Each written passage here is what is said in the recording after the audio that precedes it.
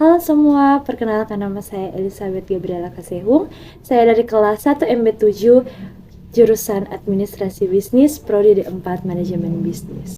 Saat ini saya akan mempresentasikan materi tentang bank, yaitu yang pertama pengertian bank dan jenis-jenis bank, yang kedua fungsi bank, yang ketiga pengertian uang dan fungsi uang, yang keempat tipe organisasi perbankan, dan yang terakhir ruang lingkup organisasi perbankan.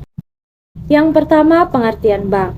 Bank adalah sebuah lembaga intermediasi keuangan yang umumnya didirikan dengan kewenangan menerima simpanan uang, meminjamkan uang, dan menerbitkan promes atau yang biasa disebut dengan banknote.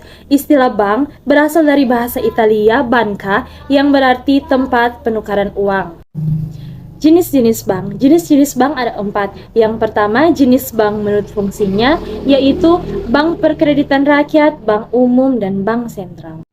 Yang kedua, jenis bank berdasarkan kepemilikannya. Yang pertama, bank campuran.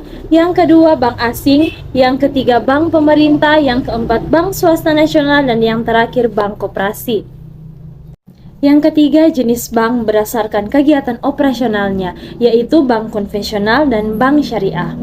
Yang keempat, jenis-jenis bank berdasarkan bentuk usahanya. Yang pertama, bank berbentuk koperasi. Yang kedua, bank berbentuk perusahaan perseorangan. Yang ketiga, bank berbentuk perseroan terbatas atau PT. Dan yang terakhir, bank berbentuk firma. Fungsi bank. Fungsi bank adalah menghimpun dana yang disimpan oleh masyarakat, kemudian menyalurkannya kembali kepada masyarakat dalam bentuk pelayanan seperti kredit atau bentuk lainnya. Yang ketiga, pengertian uang dan fungsi uang. Pengertian uang. Uang adalah media yang dapat diterima secara umum sebagai alat tukar guna mempermudah transaksi.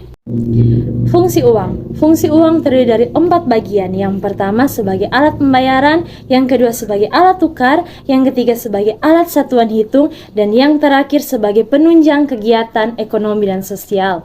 Yang keempat, tipe organisasi perbankan. Yang pertama bank sentral, yang kedua bank umum, yang ketiga bank perkreditan rakyat, yang keempat bank milik pemerintah, yang kelima bank milik swasta, yang keenam bank asing, yang ketujuh bank investasi, dan yang terakhir bank campuran.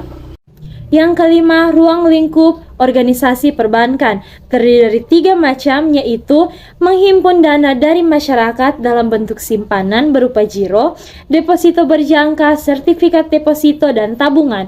Dan yang kedua, memberikan kredit. Dan yang ketiga, menerbitkan surat pengakuan hutang.